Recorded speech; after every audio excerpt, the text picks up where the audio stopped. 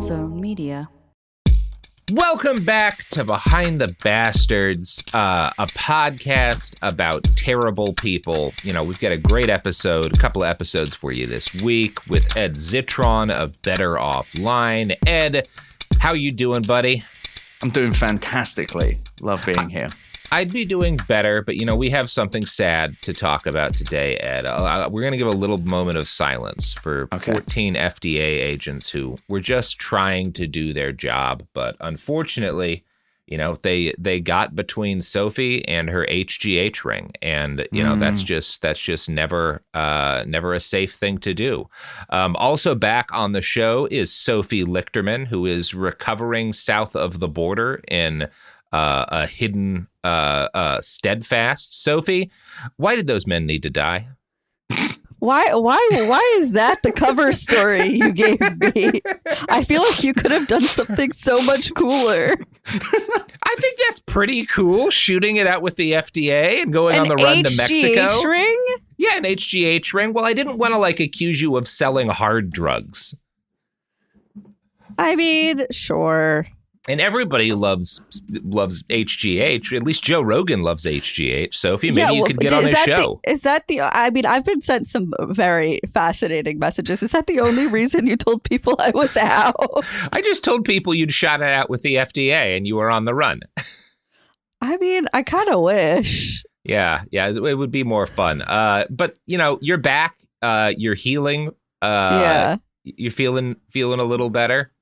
A little. I mean, surgery sucks. Don't have surgery unless you absolutely need it, is my recommendation. Surgery sucks. And let's talk for a second here. Doctors are not giving out enough painkillers. You should have gotten Dilaudid for what you went through. And they just gave you a little bit of Codone. I'm livid on your behalf. The amount of times you sent me that in writing is so funny.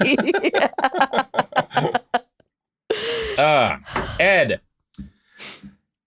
Welcome again to the show. Can I just have one more thing to say? Sure. I'm so sorry for anything that happened without my supervision. I'm so sorry. It was fine. I was on my best behavior. But I'm not going to be today. I didn't even listen, and I know that's not true. Today we're going to get really out of pocket, you know, because I've got a subject that I could only have brought a British guest on for. And that subject is France. Right. Okay. Specifically, I wanted to talk about the culture of Versailles, the subculture of the nobility at Versailles that started in the reign of Louis XIV, the Sun King, and led right up to the French Revolution. And I wanted to talk about this because, Ed, I'm sure you've heard a little about this. We've caught a little case of the oligarchy here in the United States. I have recently. been hearing this. We've all been hearing this. Yes. You know, unless you're listening to this years after the fact, and we did it, Joe, again. You are probably listening to this on a day where you have slightly fewer rights and freedoms than you had a few days earlier, right? Yes, because that's been the vibe of the last couple of weeks. And as someone who looks and sounds like both Beavis and Butthead knows my social security number. Yes. The day I started typing out this episode, February 19th, 2025, President Trump made a very funny joke describing himself as a king. And this set me to thinking about the first Trump rally I attended in 2016, in which I met a British man who was a naturalized U.S. citizen who told me that he supported a Trump dynasty ruling the United States from here on out. He wanted Trump Jr. to take over after his dad finished his terms. And I was like, man, you are in the wrong country. You lived in the country that did that. You already did this. Yeah. I think I talked to that same guy at last RNC. Oh, good. Yeah. He was also British, and I also looked at him like, he was like, yeah, well, I mean, there's many of them, you know, you go Don There's Jr. plenty of Trumps forever. Yeah. And he's like, and what about that Baron? And I'm like, sir. What the fuck about that Barrett? He could hoop. Yeah. Sir. He could probably hoop. You do have to give that to him. He's got at least potential. Although I don't think he's very fast. Anyway. This is an iHeart podcast. Guaranteed human. When segregation was a law, one mysterious black club owner, Charlie Fitzgerald, had his own rules. Segregation in the day, integration at night. It was like stepping on another world. Was he a businessman, a criminal, a hero? Charlie was an example of power. They had to crush him. Charlie's Place, from Atlas Obscura and Visit Myrtle Beach. Listen to Charlie's Place on the iHeartRadio app, Apple Podcasts, or wherever you get your podcasts. Talking to your kids about the dangers of vaping can be hard. Getting them to listen to hot gossip is easy. So here's some drama you could share with your kid. Dude, did you hear about Cassie and Jake? No, but did you hear that vaping can cause irreversible lung damage and nicotine affects brain development? Nuh-uh. You don't need to gossip if you want to have an open conversation about vaping. So if you want to get tips on when and how to talk to your kids, visit talkaboutvaping.org. Brought to you by the American Lung Association and the Ad Council.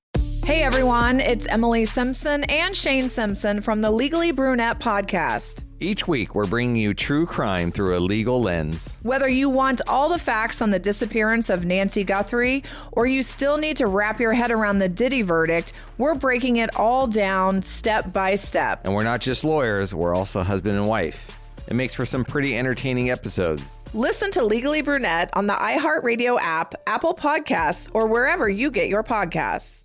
This season on Dear Chelsea with me, Chelsea Handler, we've got some incredible guests like Kumail Nanjiani. Let's start with your cat. How is she? She is not with us anymore. Okay, great way to start. Maybe you will cry. Ross Matthews. You know what kids always say to me? Are you a boy or a girl? Oh my God. All that's the time. So funny. I know. Love it. So I try to butch it up for kids so they're not confused. Yeah, but you're butching it up is it's basically like an angry woman. It's like Doris Day. Right? No, I turn into B. Arthur. Listen to these episodes of Dear Chelsea on the iHeartRadio app, Apple Podcasts, or wherever you get your podcasts.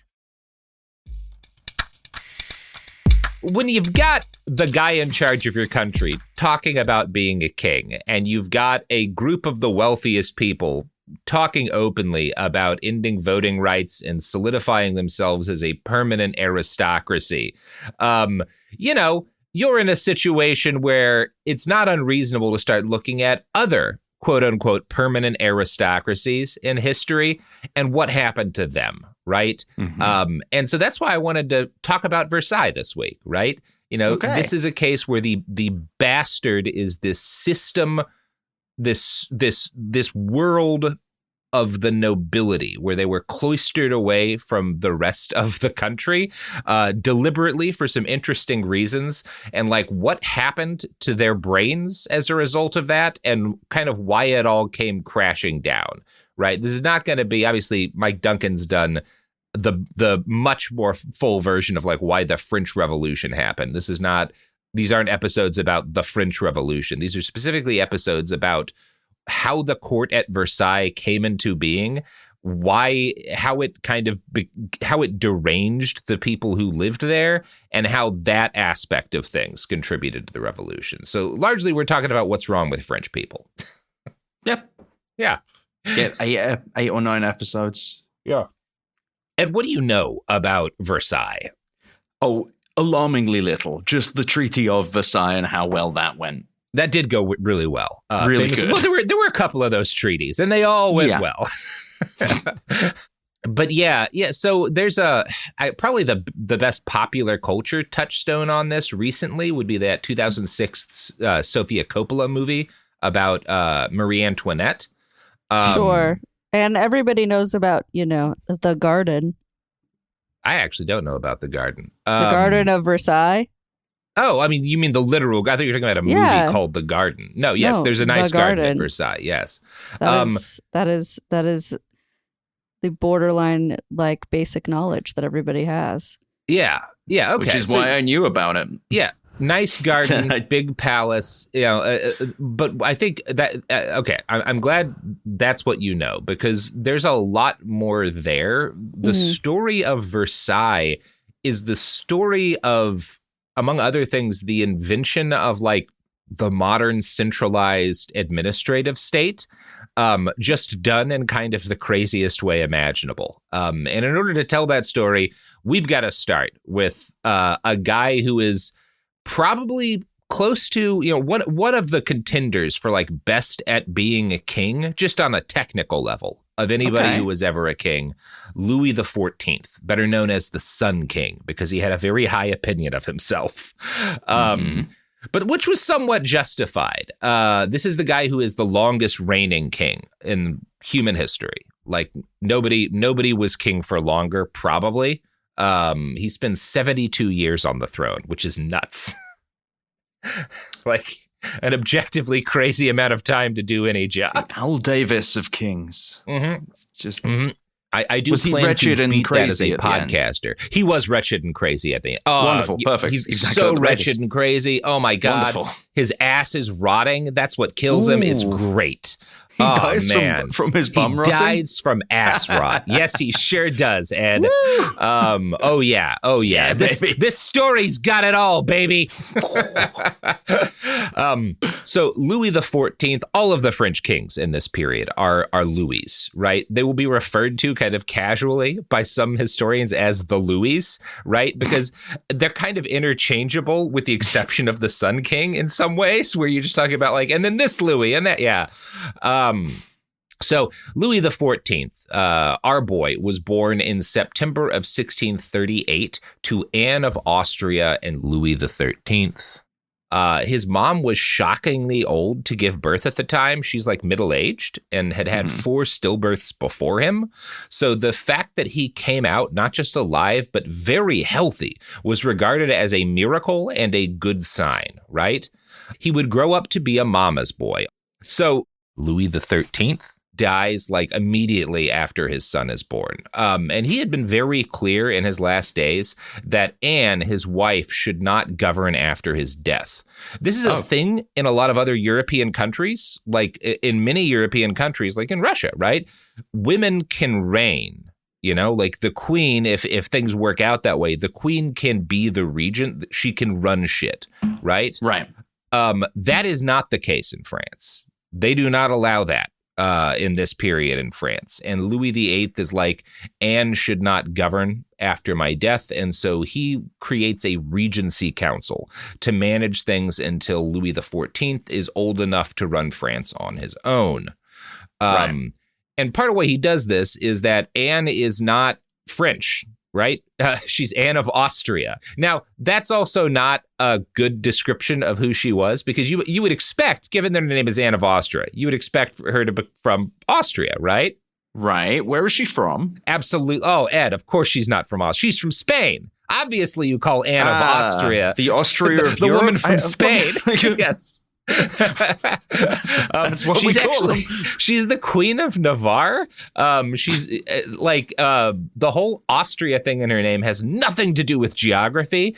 It's purely a result of the fact that she is a Habsburg, right? There's a branch of the family who are Spanish, right? Yeah, and that's why she's Anne of Austria, because the Habsburgs are also the House of Austria. Yes. There's so many Habsburgs. Oh, we're going to be talking about Habsburg Jaws later in this story. Don't worry, buddy. Don't worry. There's Habsburgs all throughout this motherfucker. That makes me so happy. Does it make you Habsburg? Habsburg.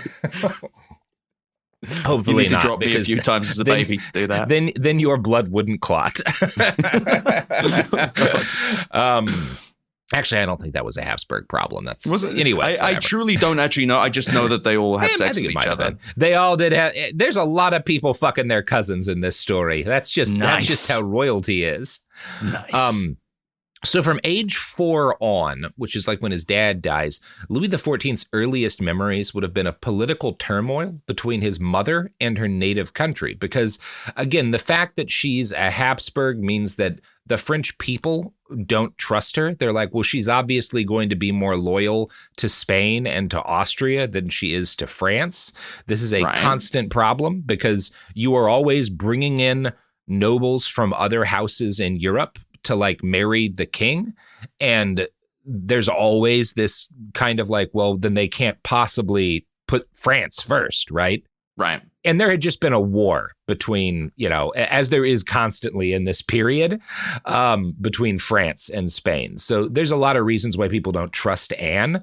And that's going to have a big influence on him, is this like distrust for his mom by the French people. Now, because we're talking about European nobility this week, I really need to emphasize everything that I explain about these people is going to sound ridiculous. This whole culture that has come up around the nobility is nonsense by this period. They've just been in power for too long, and the system is crazy. Louis is going to make it a lot crazier.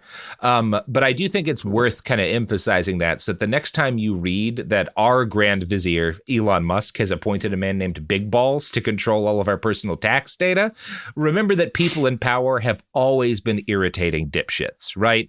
That's not unique to the United States. That's just something that comes with giving small groups of people all of the power, right? But traditionally, we did it in the past. Yes, and now we're doing it in the future. Yeah. Good stuff. Great stuff. So Anne actually had gotten, his mom had gotten confined to house arrest for passing military secrets to her dad at one point. But she does this thing that is very common. When she becomes the queen regent, she exiles a bunch of her own supporters and kind of betrays her family to run France, right? She chooses to go for France. And this was a pragmatic move because once her husband died, her position was not really stable. Now, most of the big decisions made for France in this period are not made by Anne. They're made by a guy that Anne appoints to rule in her son's stead. And that guy's name is Cardinal Mazarin.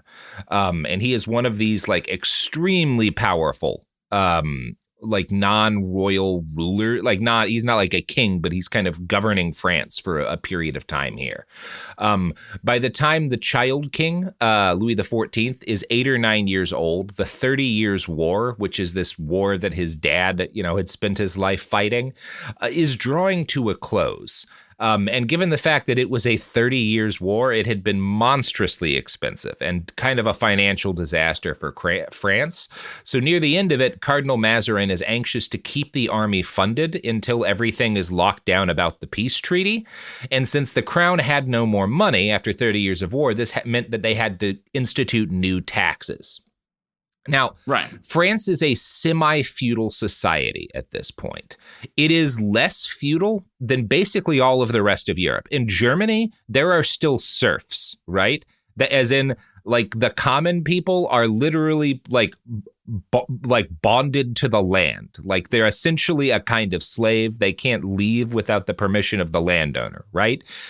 Serfs are really not much of a thing in France in the period that we're talking about, and they're basically going extinct, right? France has modernized to that extent, and in fact, the country is sort of in the process of becoming less of a feudal state and more of kind of like a hybrid, like modernized semi-feudal state, right? Like you still have a nobility. The nobility are going in this period are going from like literally governing directly, where you've got this duke and he controls this area, to you've got this duke and he doesn't govern anything directly, but he does have the right to collect taxes in this certain area or to collect duties in this industry or whatever. And right, that's his privilege as the duke, right? But he's not doing the governing. We have like professionals who are doing the actual governing in this region or whatever. Now, during the 30 Years' War, again, the only way that they can pay for this is by increasing taxes. And these taxes don't primarily hit the nobility. One of the nobility's privileges that they maintain is an exemption from the taxes paid by peasants and the bourgeoisie, right? Like this basically, you could call them the small business owners of France, so right? So what you're suggesting is that the poorer people pay more and the richer people have found a way around taxes somehow? That's a big part. Yes, but there's a caveat to that, which is the peasants are poor people and they are paying taxes. The bourgeoisie are often wealthier than the nobles, right? But they're not nobles. These are guys who start businesses, who are running trade and stuff for France. Some of them are extremely wealthy, and they are also paying taxes, and they're really not happy about that, right? Right. But the nobility get a big exemption from taxes in this period, right? One of the conflicts that's going to increasingly be a problem up to the revolution is the bourgeoisie being like, well, why are we paying taxes and these people are exempt, right? Well, we're not thrilled about that. So this does mean that regular French people are largely being kind of brutalized by the cost of the war against the Habsburgs of Spain. The job of approving new taxes, like the king will say, I want this tax, but it has to be approved by the parliaments. Now, to you and I, coming out of the English tradition, parliament means essentially a governing body, sort of like a Congress is, right? Right. That's not really what a parliament is in France. Parliaments in France are courts, right? They're court systems. Like the Parliament of Paris is a court system in Paris. And you have a bunch of judges who are nobles, who own their seat as a judge. Like that judgeship is the personal hereditary property of a noble who is one of these members of the parliament. And the parliaments have a lot of judges and clerks and whatnot. But these are like court systems when we talk about parliaments. But it is their job to approve new taxes. And this is kind of one of the ways in which the French state has started to modernize in this period, right? It's not just this duke controls this area and he takes taxes. We've got this professional legal system, right? That is responsible for approving these things. And a lot of conflicts with the crown are going to be the parliament trying to protect its power, right? When the king wants to do stuff directly. Anyway, this causes issues because it makes the fact that the king wants these new taxes on the common people and the bourgeoisie, and the parliament has to approve them, right? You've got these parliaments and royal courts that have to approve the taxes, and they don't want to. They don't want to, not because they love the peasantry and think that it's unfair. They don't want to because the peasantry riots over new taxes. I was going to say not dying. Right. And the parliament needing to approve them. It's kind of this situation the kings have developed so that hey, if these guys have to sign off on it too, maybe they're the first people who get sort of mobbed, you know? Yeah. The people with the signature are probably the one. Why are the kings so insulated as well? Is it just because they can deploy the army against the peasantry? Or they can deploy the army, and this is a thing that increasingly happens in this period where there's this desire to strip the nobility of direct power, right? So just kind of a smart play. If the nobility is in this position where they're doing, you can make them do unpopular things, right? You can kind of loop them in on the shit you need to do that nobody likes to the extent that they get blamed for that. It makes it harder for them to have their own power base, you know? And they also they don't get taxed though, the nobility. No, they do. They are in this period immune to most taxes, right? And that's the trade-off, I imagine. Yeah, that's part of the trade-off. And kind of the issue here is the nobility are not friendly always with the crown, right? Like the nobility are both the people who govern with you, right? And who are supposed to be taking your lead as the king. But whenever there's a rebellion against a king, it usually comes from the nobility in this period, right? So that's part of why you would want a system like this as the king, because it protects you to a degree, right?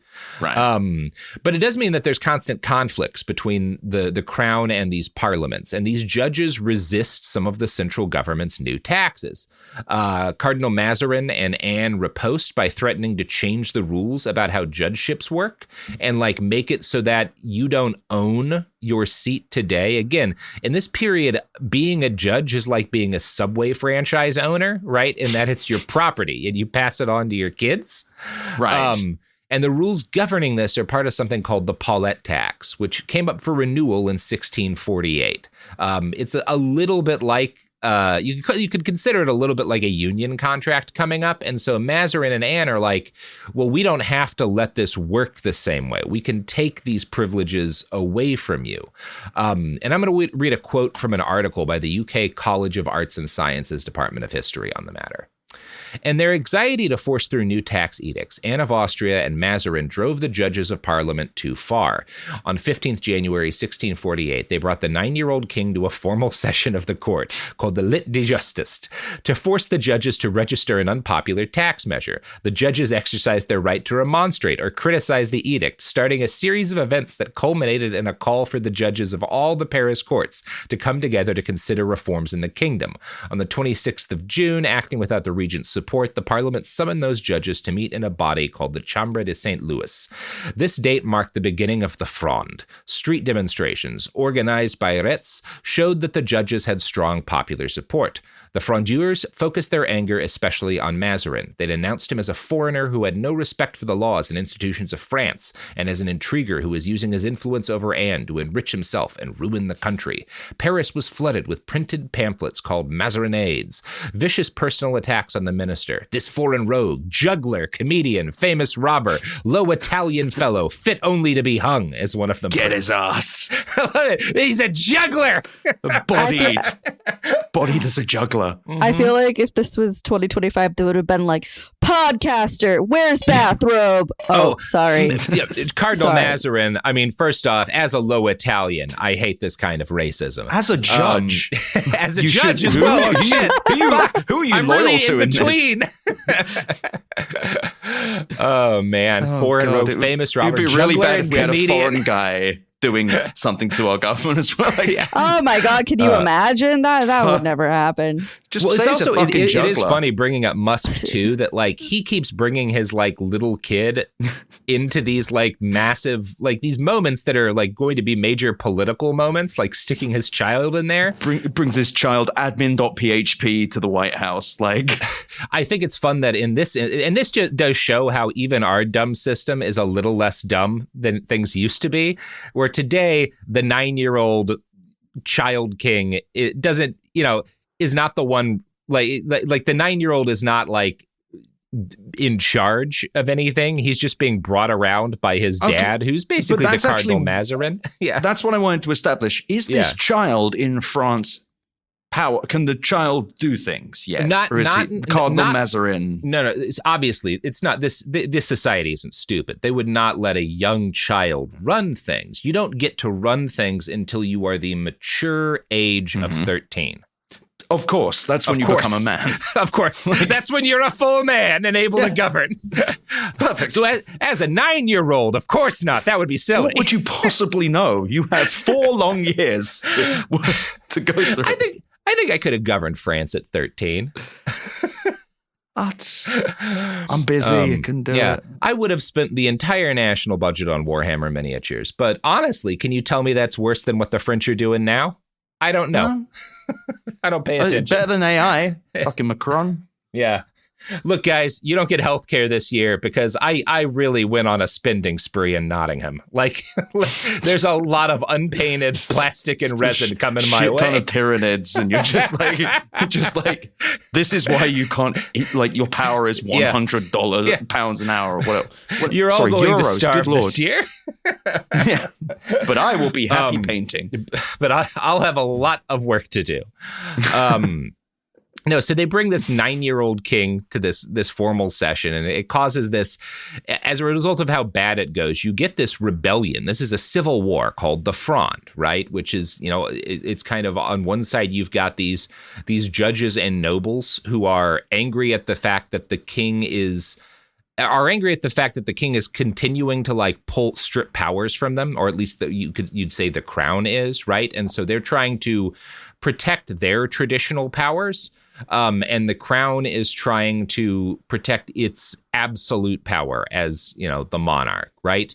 And so you get a civil war. Now, this doesn't go well for the Fronde, right? They sort of start out this thing, but they never get momentum. There's never like much popular backing. The common people are like, I don't really like, in part because the nobles in these parliaments are the ones who approve new taxes. Regular people are never like, one side is much better than the other, and they tend to overall back the crown. So the young king, Louis XIV, doesn't get uprooted by the Fronde, right?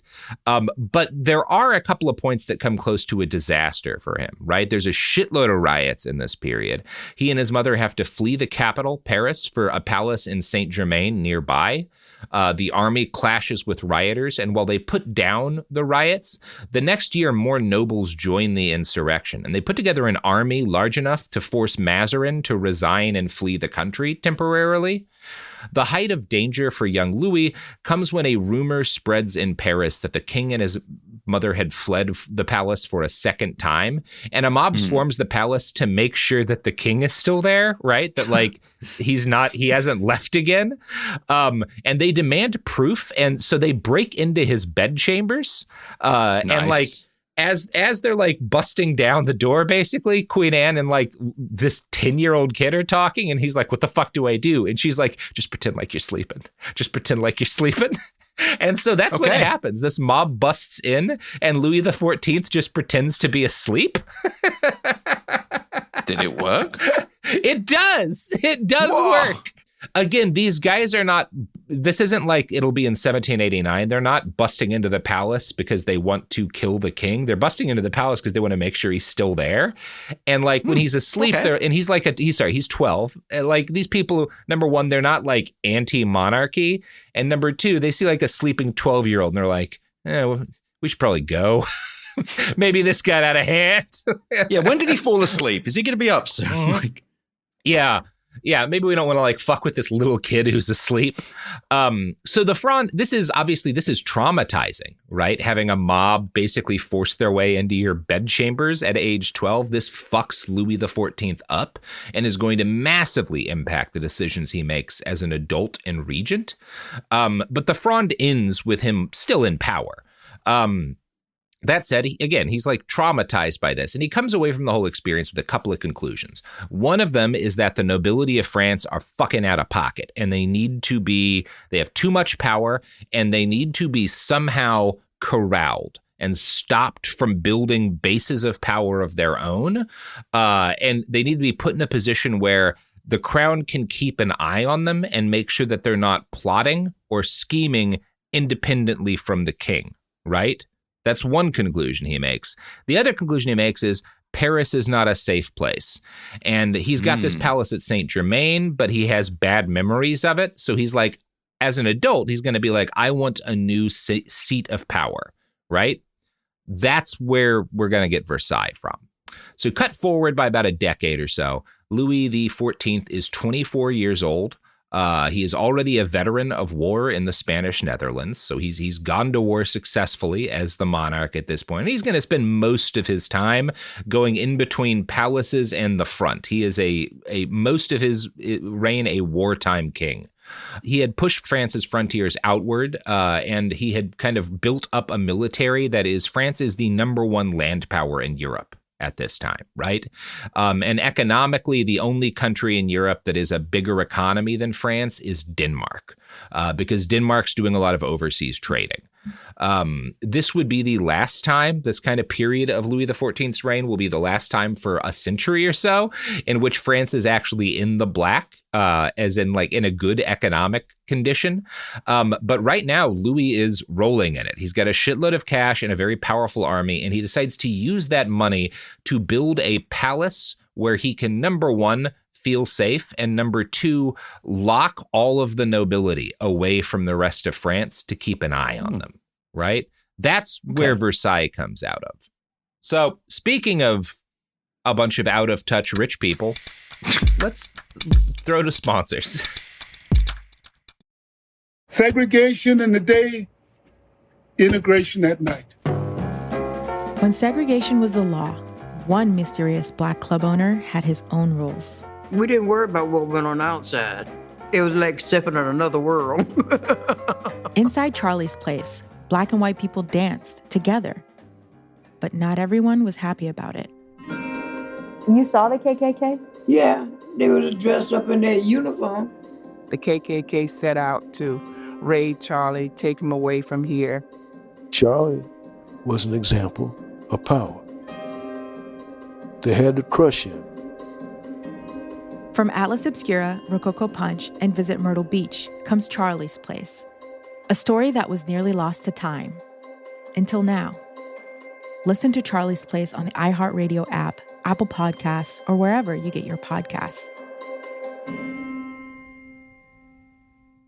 Segregation in the day, integration at night. When segregation was the law, one mysterious black club owner had his own rules. We didn't worry about what went on outside. It was like stepping in another world. Inside Charlie's Place, black and white people danced together. But not everyone was happy about it. You saw the KKK? Yeah, they was dressed up in their uniform. The KKK set out to raid Charlie, take him away from here. Charlie was an example of power.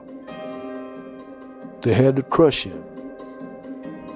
From Atlas Obscura, Rococo Punch, and Visit Myrtle Beach comes Charlie's Place. A story that was nearly lost to time. Until now.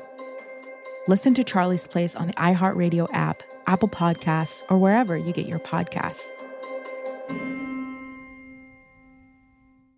Ever feel like you're being chased by the marriage police?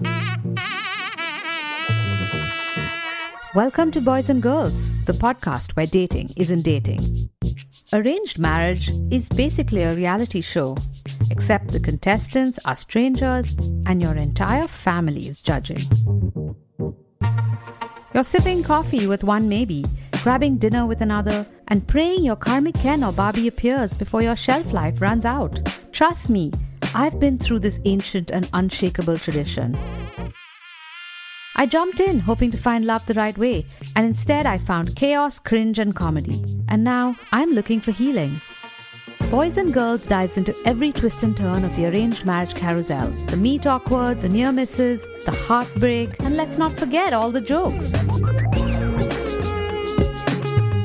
Listen to Boys and Girls on the iHeartRadio app, Apple Podcasts, or wherever you get your podcasts. This season on Dear Chelsea with me, Chelsea Handler, we've got some incredible guests like Kumail Nanjiani. Let's start with your cat. How is she?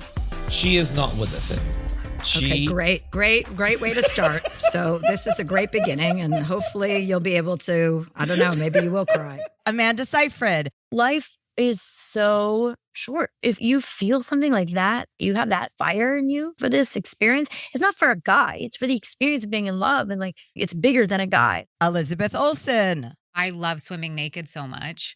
And I know you love taking pictures of yourself naked. Yes, I love to be naked. Sexy. I just want to be in my bra and underwear all the time. Ross Matthews. You know what kids always say to me? Are you a boy or a girl? Oh my God. All that's the time. So funny. I know. Love it. So I'm always like, hi. Or I try to butch it up for kids, you know, so they're not confused. Yeah, but you're butching it up. It's basically like an angry woman. It's like Doris Day. Right? No, I turn into B. Arthur. Listen to these episodes of Dear Chelsea on the iHeartRadio app, Apple Podcasts, or wherever you get your podcasts. Okay, we're back. So I think when you look at like casual histories of the revolution, they always talk about Versailles and the situation there, how out of touch people are, this inwardly focused ruling class who live in this palace all together, as like a contributing factor to the revolution. And so I just want to establish something. Yeah. All the nobility was made to move in.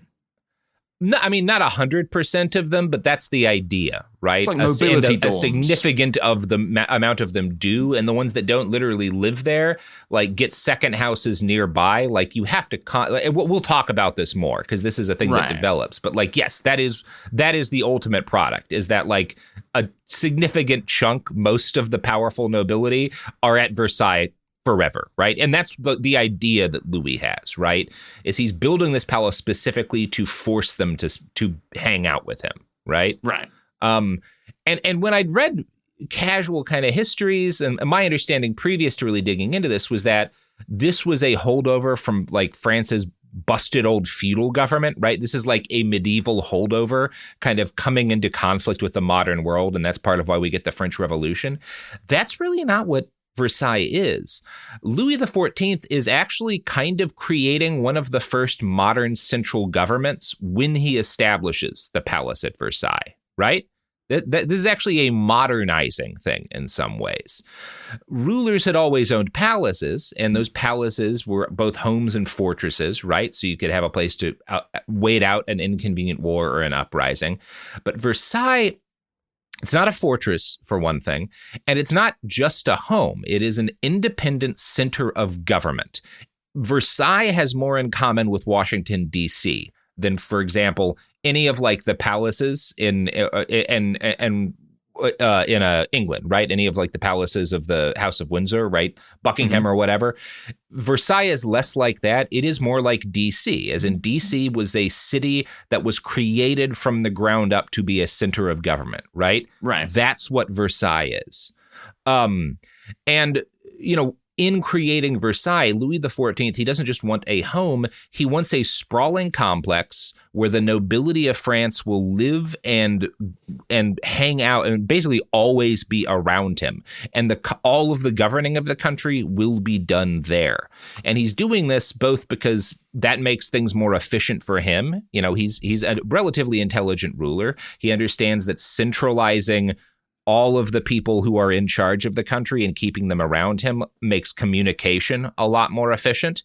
But also keeping all of these people literally under the same roof allows him to keep an eye on the group that had nearly overthrown his family, right? So we should talk for a bit about the location he picks, right? Why Versailles? Because there's nothing there, right? There's not a town in the area at this point. They build one, but there's not a town there. There's just an unpaved road into Paris and a hunting lodge that Louis XIV's father had used while, you know, hunting and stuff. Right. So Louis had grown up fond of the area, which is about 20 miles from Paris, because of his dad's hunting lodge. And what became the palace started with, they put some gardens in next to the hunting lodge. And it's kind of a place when he's a young man, like 18 or 19, Louis will go there with his friends and they'll like camp out there and have parties, you know? And so this is kind of like the start. That's why he gets the idea that like this is where I want to build my palace, is because like this is he and his friends' little Burning Man spot, you know, effectively. So in March of 1661, Cardinal Mazarin dies, and Louis XIV. This is kind of what makes him independent as a ruler for the first time, at least totally. Later that year in August, he goes to a party thrown by one of the nobles who's hoping to curry favor with the new king, a guy named Nicolas Fouquet. Fouquet is the Minister of Finance, and he's built this massive, sprawling, elaborate palace, Vaux de Vicomte, which is like the best, probably the nicest palace in France at the time. The architecture impresses Louis. He's like, wow, this place is really amazing. But he's also kind of pissed at Fouquet, because Fouquet is like, okay, Mazarin's out. This guy is now the dude to impress. I am going to like go all out to basically try to bribe him so that he will make me his top advisor and I can basically run things.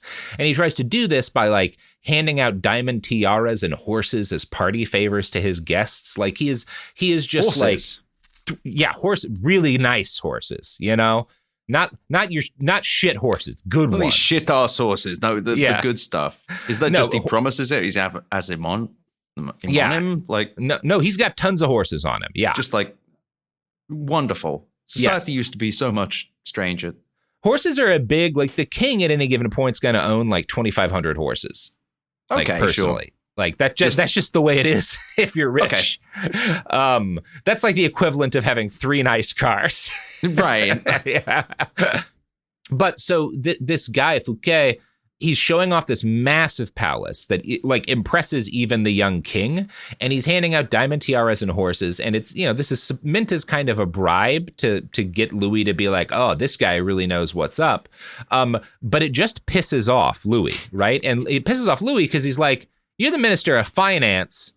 How much of this money you're spending is really my money?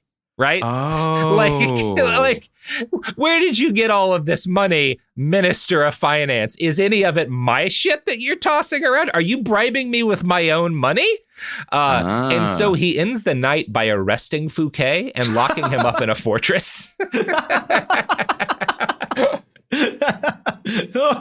That rocks. Yeah, it's pretty cool. In her book, The Sun King, Nancy Mitford writes that as a result of this, quote, "We seldom hear of other people giving parties for the king."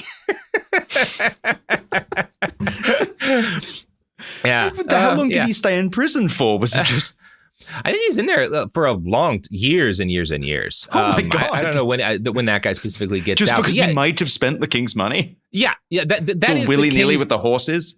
If Louis XIV doesn't like you, he will lock you in a fortress for a decade or so. Maybe Sounds longer. Good. That's his thing. Okay. He loves putting people in fortresses.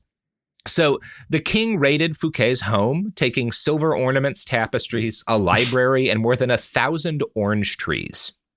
This is going to be a signature of Louis XIV's reign, is he fucking loves orange trees. And it starts here. Now, orange trees, it's not easy to keep them healthy in the north of France. And they were so valued that each tree lived in a pure silver pot. Like that's the planters that they use for orange trees are just made out of silver. Is there drainage holes? What are we talking about here? I don't know, Why? but there were when Nancy Mitford wrote her book in the 60s, some of Louis XIV's orange trees were still alive. Incredible. So he's pretty good at keeping these things going, you know?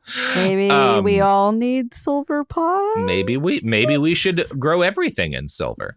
We don't know. We don't know. If you've got a baby, have them plated entirely in silver. See if it works. I don't know. I think I watched a James Bond movie that suggests that might be a bad idea. Try it either way. So he orders the construction of a palace at Versailles, Louis XIV, built after this, because he's like, look, this Fouquet guy, fuck him, but this palace of his is pretty nice.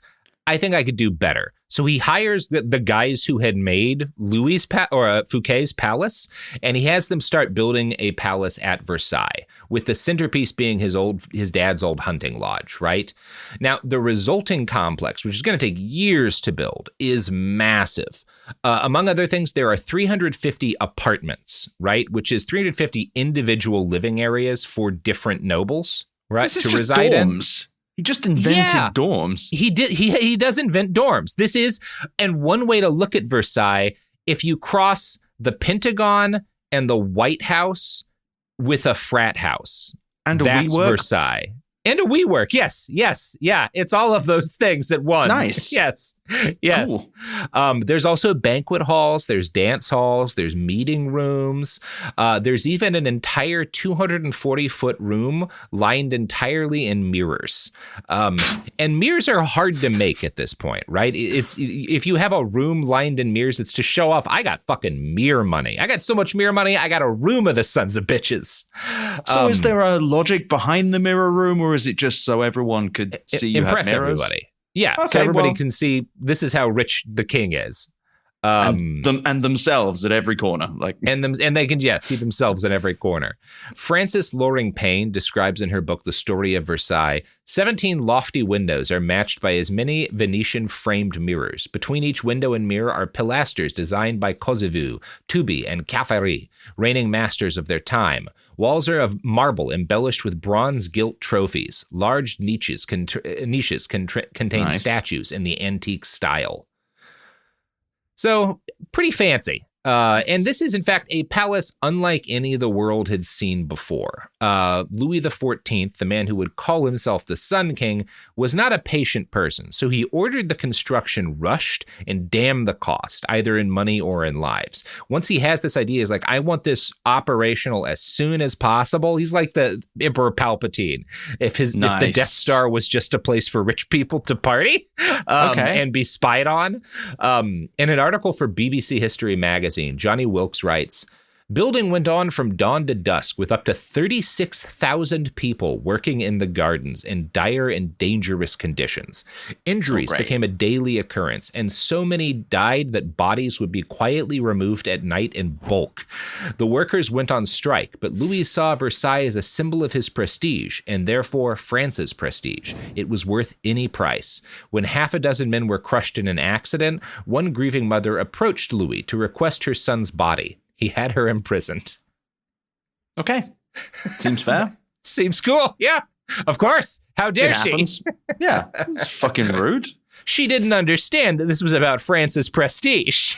Not how many people are getting with the crushed fucking to death. horse tiara guy. Yeah. Rude asshole. Look, people are gonna get crushed to death, obviously. It happens. You know? Oh my God. Yeah. Get over it. You can't have a frat house pentagon without breaking a few hundred laborers. God.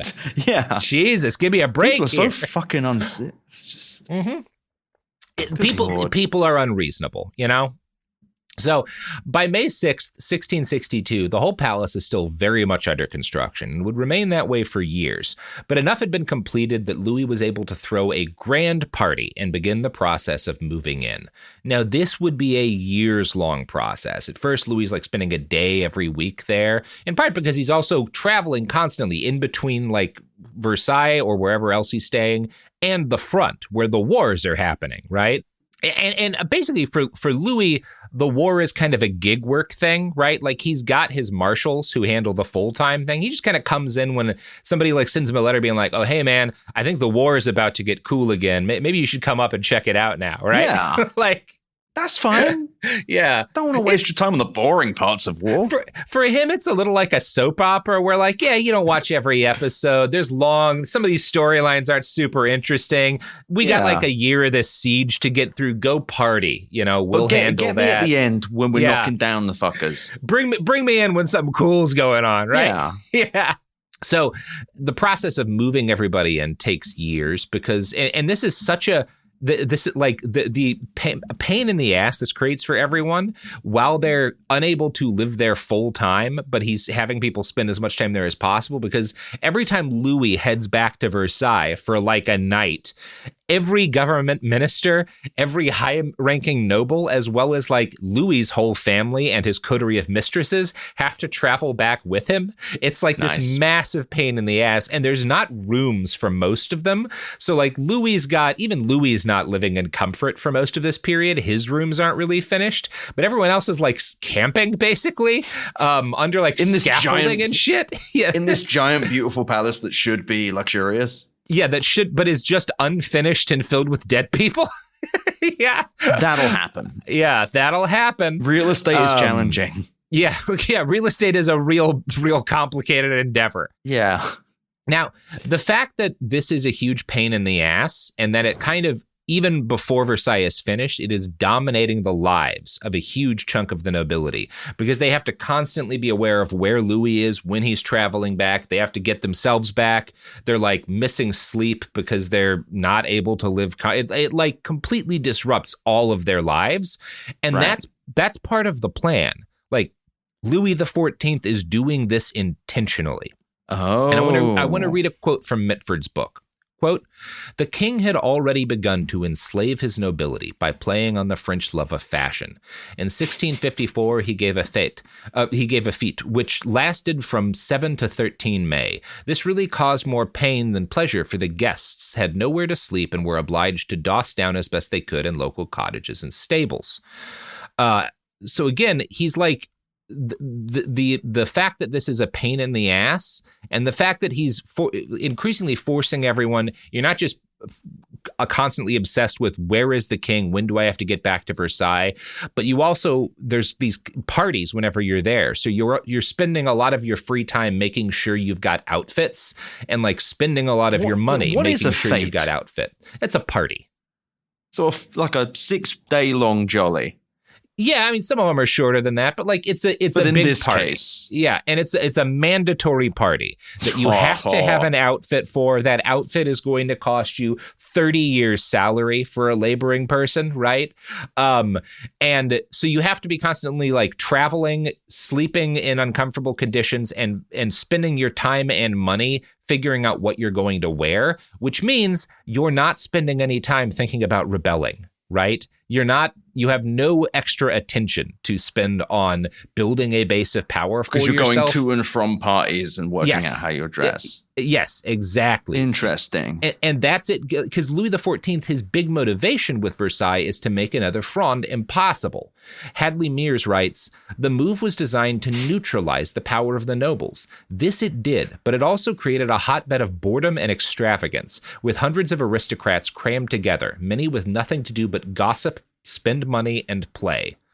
I was going to say the amount of like tea being spilled at these events. Oh, the yeah. gossip had to be and then new wild. gossip being created in real time. And exactly. That's Wild. going to be a major factor in what happens next, right? And we'll be talking about like how this gossip eventually trickles out, and it kind of leads to the creation.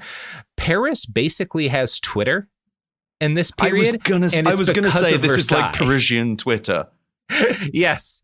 That's kind of where things are building towards, right? Very good. And it's also, people are gambling here constantly. So yes. fortunes are being won and lost. This is just also, CES, but French. Like you've got fucking people gambling away everything. Everyone's tired. Everyone's exhausted and deranged, and people are like going broke and need loans from the king, which makes them more dependent on him. Nice.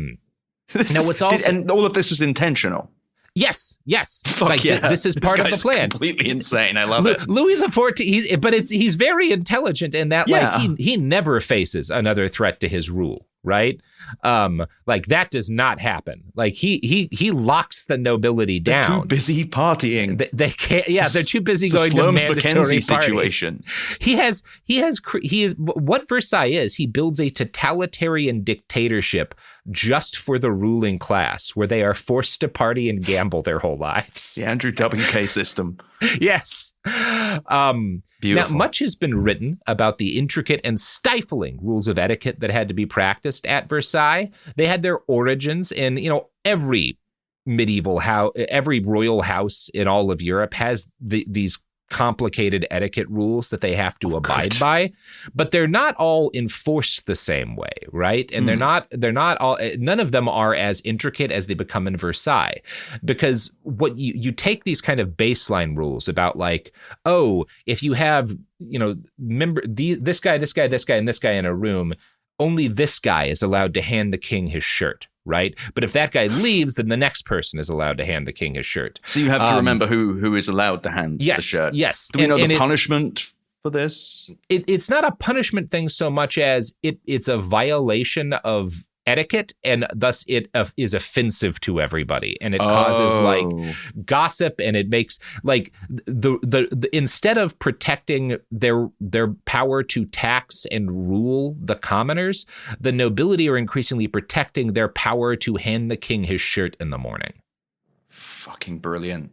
I love it. It's so stupid. I love it. Yes.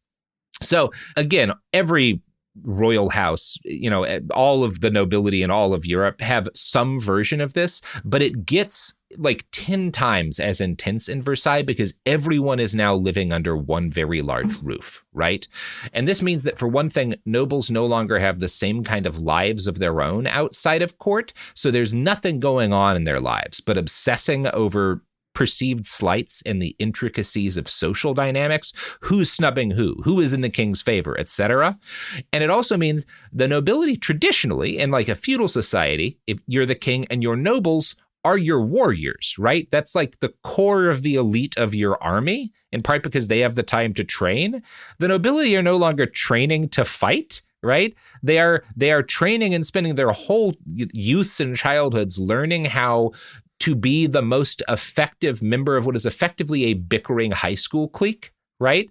Like, right, and this is years long as well, so it marinates. Yes, your whole life is a high school, and the king is the coolest kid in the school. So everyone is constantly trying to figure out how to make him like them, right? Instead of focusing on being good at war, which is a danger to you as the king. When you say they're warriors, what does that mean, though, for the nobility? Well, like traditionally in Europe, they lead armies? What knights are, right? Yeah. Oh, I mean, okay. like the knight, like knights are nobility, and they are like the core of your army in the earlier medieval period, right? Except they're now all bickering about who handed who the shirt.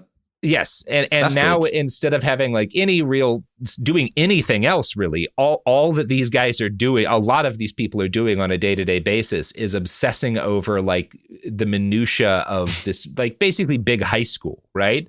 I love it. So for the next decade after 1662, construction continues at a relentless pace. And as more gets built, more and more nobles live full-time at Versailles. It becomes the king's primary residence when he's not out engaging in his favorite hobby, going to war with the Dutch.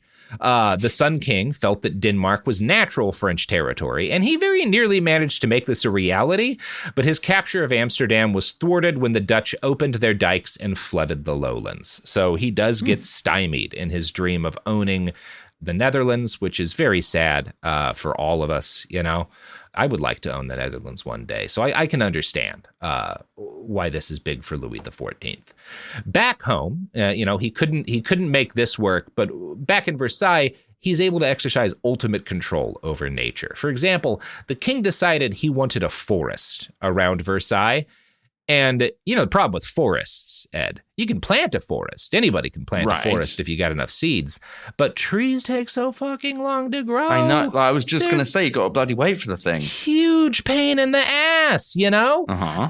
He's not going to do that. So rather than wait for trees to grow, he has thousands of adult trees dug up from nearby forests and hauled Just take to Versailles. a tree from somewhere else. Take it from somewhere else. And he plants them.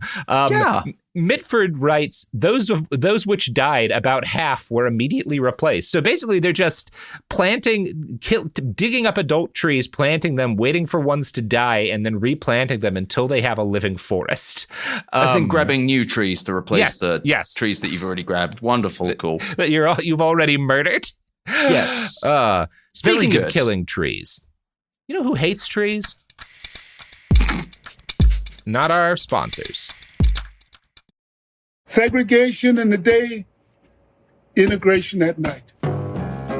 When segregation was the law, one mysterious black club owner had his own rules. We didn't worry about what went on outside. It was like stepping in another world. Inside Charlie's place, black and white people danced together. But not everyone was happy about it. You saw the KKK? Yeah, they was dressed up in their uniform. The KKK set out to raid Charlie, take him away from here. Charlie was an example of power. They had to crush him. From Atlas Obscura, Rococo Punch, and Visit Myrtle Beach comes Charlie's Place, a story that was nearly lost to time. Until now. Listen to Charlie's Place on the iHeartRadio app, Apple Podcasts, or wherever you get your podcasts. Segregation in the day, integration at night. When segregation was the law, one mysterious black club owner had his own rules. We didn't worry about what went on outside. It was like stepping in another world. Inside Charlie's Place, black and white people danced together. But not everyone was happy about it. You saw the KKK? Yeah, they was dressed up in their uniform. The KKK set out to raid Charlie, take him away from here. Charlie was an example of power. They had to crush him. From Atlas Obscura, Rococo Punch, and Visit Myrtle Beach comes Charlie's Place, a story that was nearly lost to time. Until now. Listen to Charlie's Place on the iHeartRadio app, Apple Podcasts, or wherever you get your podcasts. Ever feel like you're being chased by the marriage police? Welcome to Boys and Girls, the podcast where dating isn't dating. Arranged marriage is basically a reality show, except the contestants are strangers and your entire family is judging. You're sipping coffee with one maybe, grabbing dinner with another, and praying your karmic Ken or Barbie appears before your shelf life runs out. Trust me, I've been through this ancient and unshakable tradition. I jumped in hoping to find love the right way, and instead I found chaos, cringe, and comedy. And now I'm looking for healing. Boys and Girls dives into every twist and turn of the arranged marriage carousel. The meet awkward, the near misses, the heartbreak, and let's not forget all the jokes.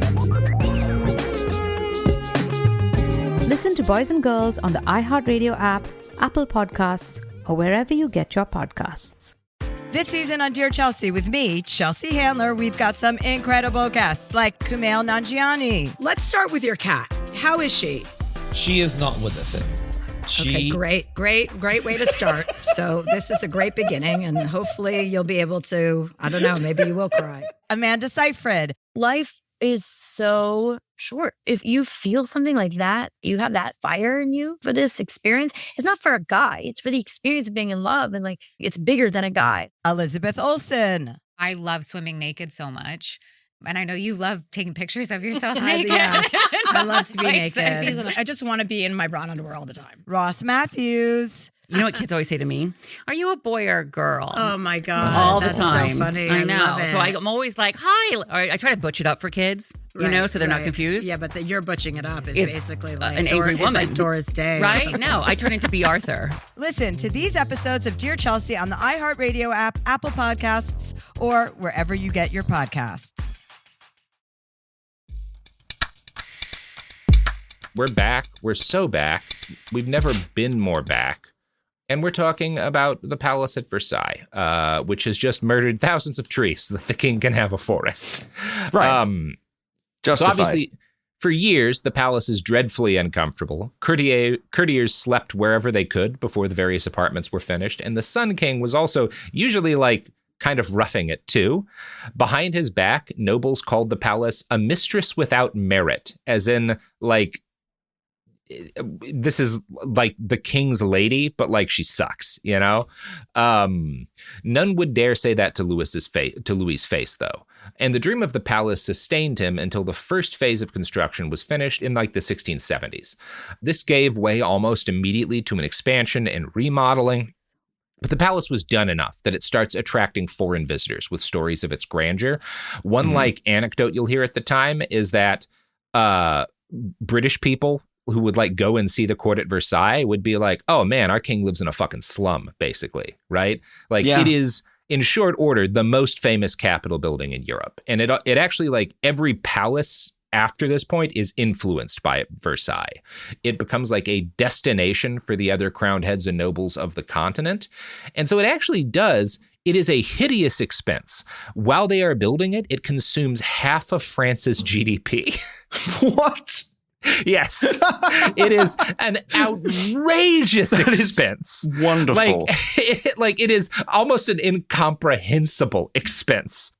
And this enormous expense necessitated economic changes, which were brought about in part by the further centralization and modernization of the French state. Part of, obviously, Versailles in and of itself is centralizing the state in a way that makes it more modern, but also they have to modernize and centralize the economy more in order to afford Versailles. Right.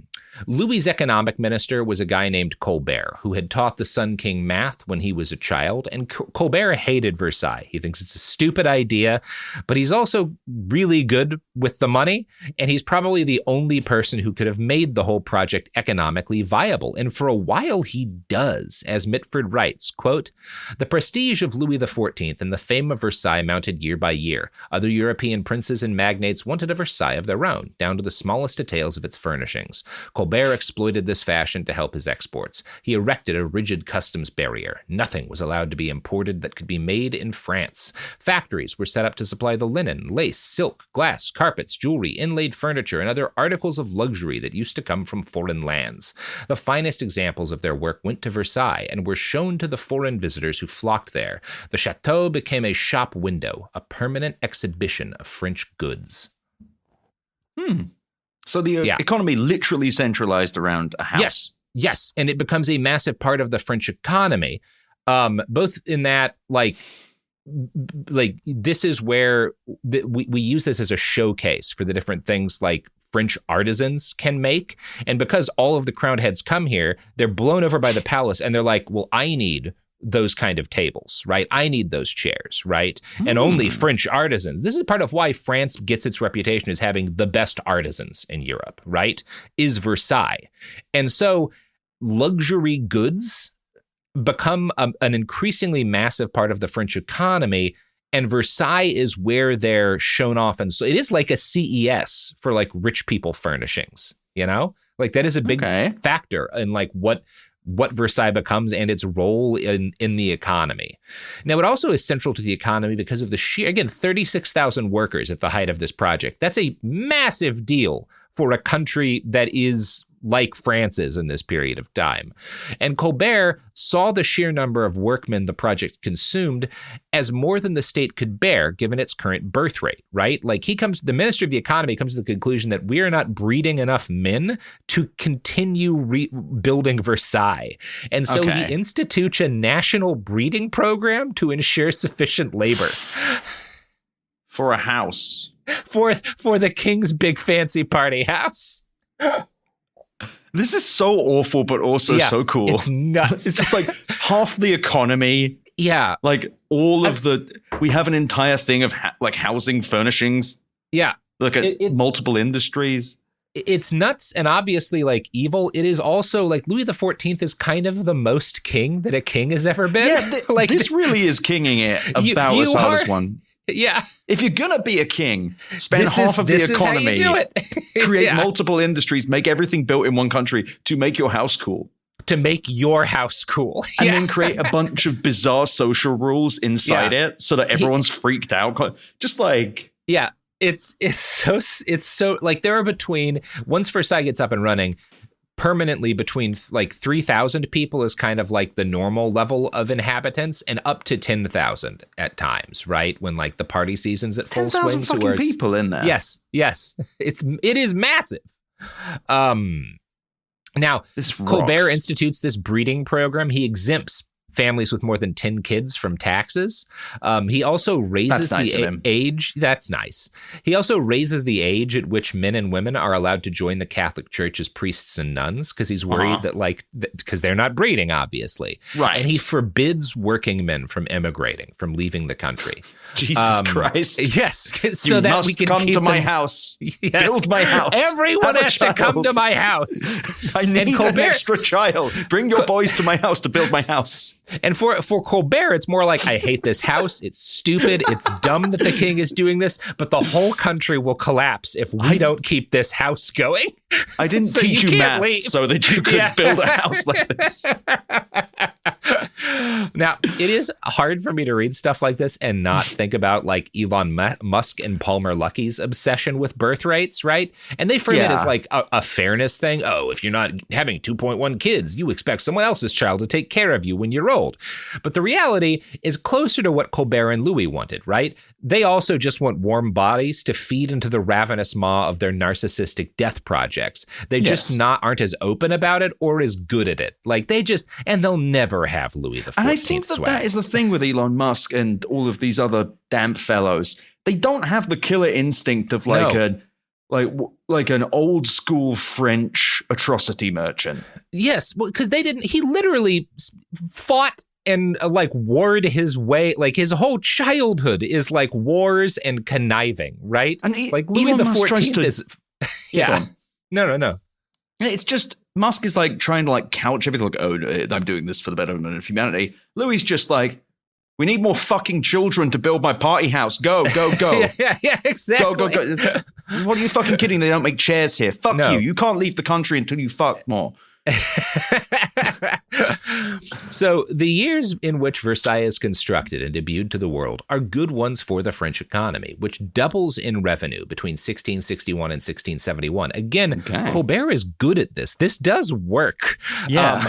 However, the wealth coming as a result of Versailles is largely due to an explosion, again, in like luxury goods and work for skilled craftsmen. And so while there's on paper, the economy is doing better, a huge group of the country is doing much worse, which is the peasantry, right? The people who make their living growing food suffer tremendously while this economic miracle is going on. Again, this is not similar to anything that's happened recently, you know? Not that it's the people growing food with us, but it is like, you know, the economy's great on paper for all of these corporations while a huge chunk of the working class is suffering, right? It is kind of, you can see it as similar to that where, well, yeah, like the people who are making shit for Versailles are doing well, but like the peasant farmers are in a disastrous state. And Colbert's fine with this. He does not give a shit about these people suffering, and neither does Louis. They are concerned with the continued expansion of this pleasure palace and the attendant growth of the French military and navy. And those are the only projects. It's not built fully yet, or are they just building more of it? They're constantly building more of it and renovating it. And the only projects that are allowed to compete with Versailles for manpower are the military and the navy. As Mitford writes, quote, he, Colbert, did little or nothing to help the French peasants through a period of agricultural depression. Indeed, low farm prices suited his policy of cheap exports. The gap between the peasantry and the rest of the population first became serious under Colbert. It was not bridged, as in England, by country gentlemen. He encouraged the slave trade, and although he did insist on certain humanitarian measures, this was the only way to keep down the death rate of such valuable cattle. Worst of all, he increased the number of galleys in the French Navy from 6 to 40, each containing 200 unhappy souls. Since black people were useless for manning them, they had no stamina and died at once. He employed, this was a book written a lot longer ago, he employed French criminals and Turks caught in the Barbary Wars. When the Turks were worn out, they were sold in America for what they would fetch. Young, solid Frenchmen accused of capital offenses were often sent to the galleys for life instead of being executed. Minor criminals, if they were able-bodied, were never released at the end of their sentences. They could only be freed if their relations could afford to buy a Turk to replace them. Colbert thought that too many of his galley slaves died. The intendant of the galley swore they were well fed, but said they died of grief and boredom. So this is just a night. It's really to emphasize this is a nightmare state, right? Like, while they're killing all these laborers in the palace, the whole navy is, we tried using slaves, but they all died immediately. So we brought in Turks that were basically slaves and like captive prisoners. And, you know, you can buy your way out, but you got to find us another Turk, you know? Yeah, just like there's like a side Turk economy. And all of this, again, is to pretty much make sure a big house is built. Yes. Well, and this is for the Navy, but the Navy is there to protect your ability to continue building the big house, right? You need a strong Navy and military, so no one can stop you from having this huge house. Of course. Oh God. Yeah, it's a nightmare. It is important to really emphasize the degree to which Versailles was, from the beginning, a marvel of architecture and art and culture, as well as a yawning pit into which human lives were poured in order to build and maintain. That said, the plan works. The nobles don't trouble him or any other French king in his line with thoughts of revolution again. Beyond that, Versailles becomes the envy of every other king and emperor. It was, in one writer's words, the cultural heartbeat of Europe. When people on the continent referred to the king, like if people in other European states just refer generally to the king, it's often understood that they're talking about Louis XIV because he is so powerful. And his centralization of power, he becomes one of the most absolute monarchs the world has ever seen. One illustrative anecdote is a rhyme the Sun King himself composed. L'État, c'est moi. The state, that's me. Wow, lyrical genius. Genius, Louis XIV. It's so funny. No ego has ever been more fevered. A whole language of etiquette and pomp is created and developed around earning and keeping the king's power. For an example of this, he hates the idea that people go to the bathroom. Right? He can't stand this. He considers it a weakness. And if you, my man hates the toilet. if you are traveling with this guy or hanging out with him and you need to stop to pee, if you like ask to be excused to go to the bathroom, you're instantly exiled from the cool kids crowd. He's right? just like trying to give everybody a UTI. He loves UTIs. The man can't get enough UTIs. What if he needs to piss? He just does whatever he wants. He's the king. He's pissing willy-nilly. He's the king. He can do anything. What a strange little man. So his like closest friends find themselves avoiding water or getting really good at holding it, or they have to sneak away to relieve themselves, right? Where are you going? I'm just going outside to look around. I just gotta have a smoke or something, man. I gotta go fuck my mistress. Yeah. Now, servants, some nobles have their own apartments with chamber pots, right? And so their servants will barter and sell bathroom access to people who need to go to the bathroom, who are like running away for saying, like, wild. You gotta give me a second. I gotta pee somewhere, right? This is so strange. Because of this, there are rumors, which will really get crazy in later among later kings, and these will spread heavily among like the people in Paris. And it's fanned a lot by like newspapers and tracts that are printed in Denmark because there's no press freedom in France. So the newspapers that people are reading in Paris that have all of the gossip are usually printed in Denmark and then brought into Paris, smuggled into Paris. They'll be sold at like property owned by nobles who are like the idea of these papers being around for their own personal benefit and can keep the police away, right? So that's how a lot of this, we'll talk more about that later. But one of the rumors that starts to spread because of how weird Louis is about people going to the bathroom is that members of the nobility are just pissing in the hallways and corners of the palace, and that all of Versailles is one big expensive bathroom, right? Like everyone's just pissing and shitting everywhere, right? That is a rumor that's widely believed in Paris. This is an exaggeration. Mitford says it's just outright untrue, because of how many bathrooms there are in Versailles. This just wouldn't happen. I don't think Mitford's got it right either, because here's the thing. It's certainly not true that it's the norm for people to piss and shit wherever they're standing, but this is a house filled with thousands of drunk people partying all of the time. And also they're gossiping. Yeah. So they're like, gossiping. Did you hear? Sally went to the toilet. I saw Jeremy pissing. So one of the things that is a factor in Versailles, every room, basically, every major room has orange trees in it, like, and other plants. People are definitely pissing in those pots. Like, you're not going to tell me people That's why they're still alive. Yeah, they're full of French noble piss.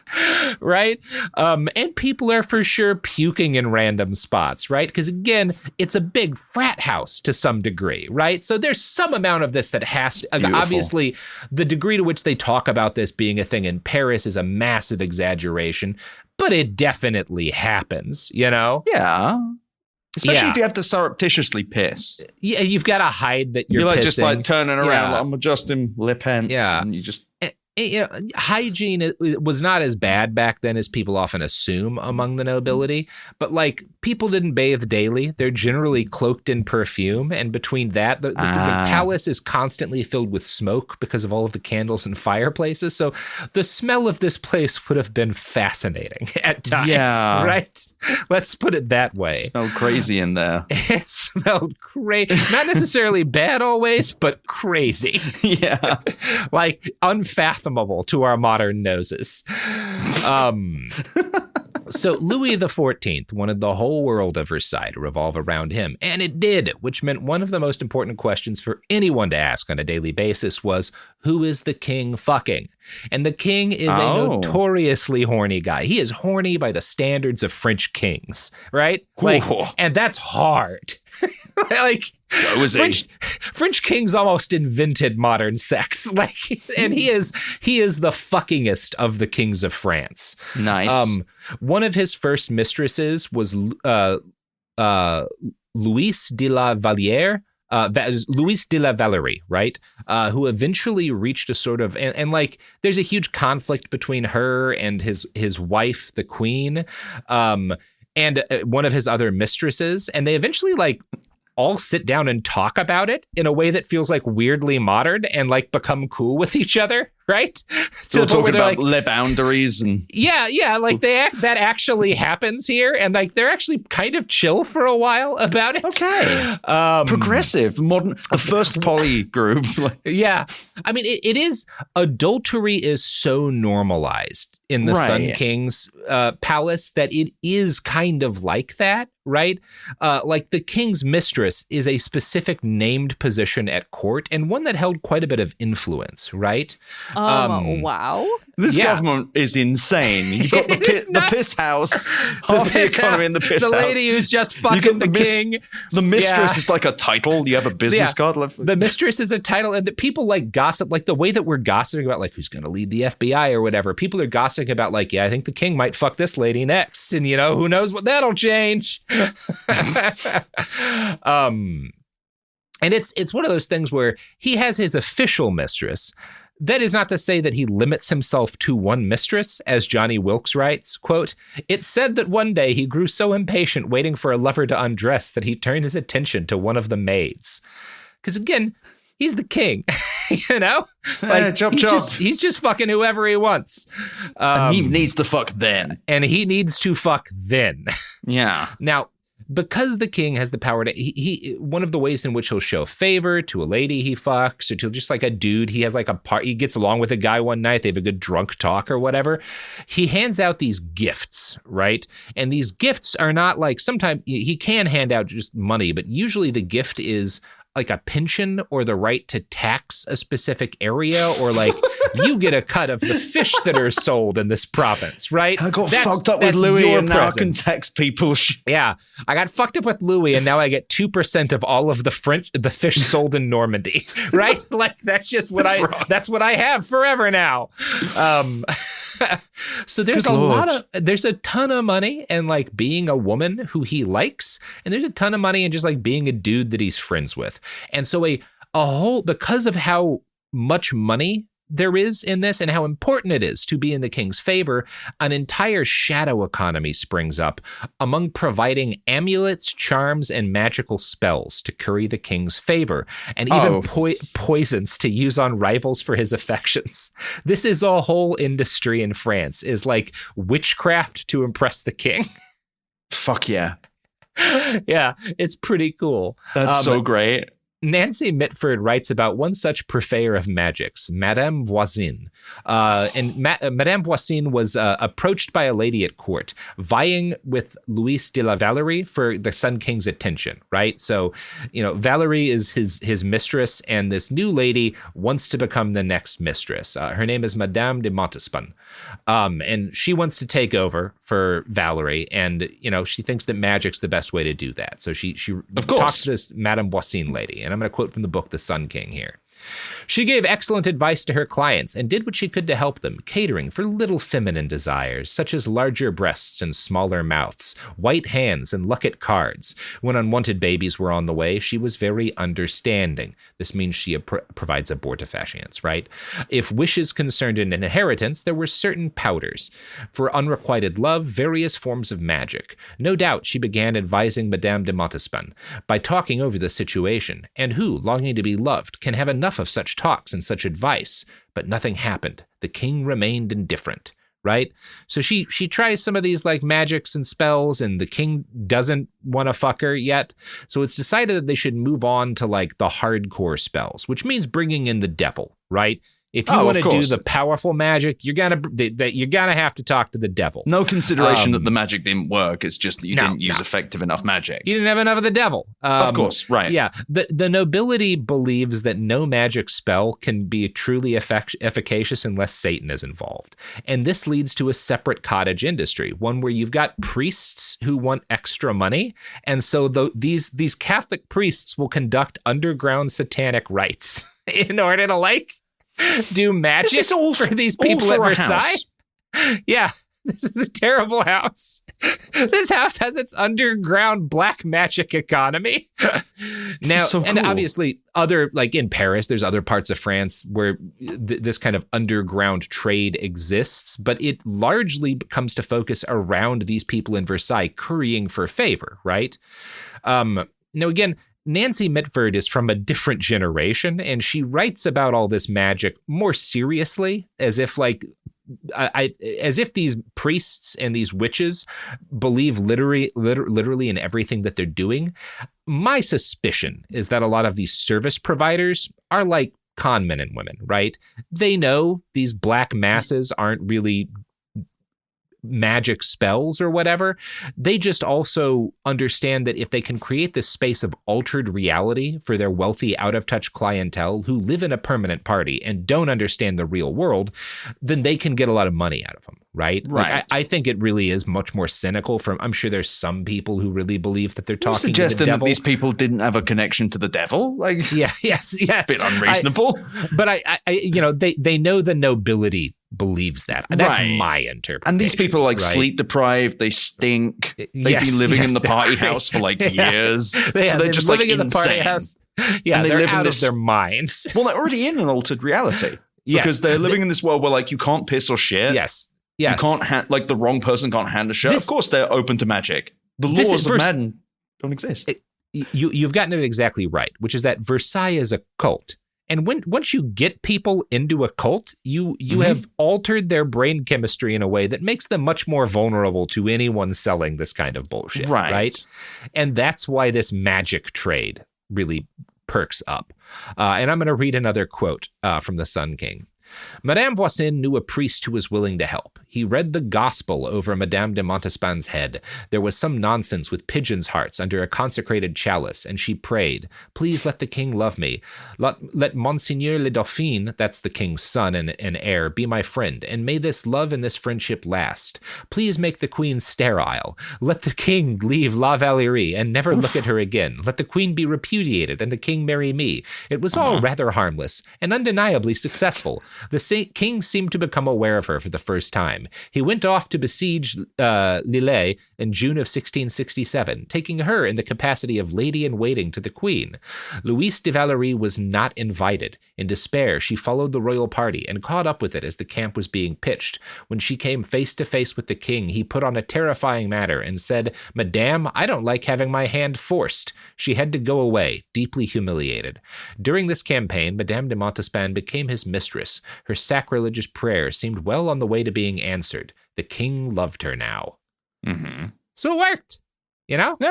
It's good. This whole system works. This whole system works great. Now, unfortunately, all of this whole industry of like devil spells is going to become a problem in part 2, but we're going to be talking about that on Thursday. Ed, you want to plug anything after this super long episode? Go to betteroffline.com, download the podcast, subscribe to the podcast, go back, download every single episode, or else. All right, everyone. We love you. Kind of. Goodbye. Some of us love you. Behind the Bastards is a production of Cool Zone Media.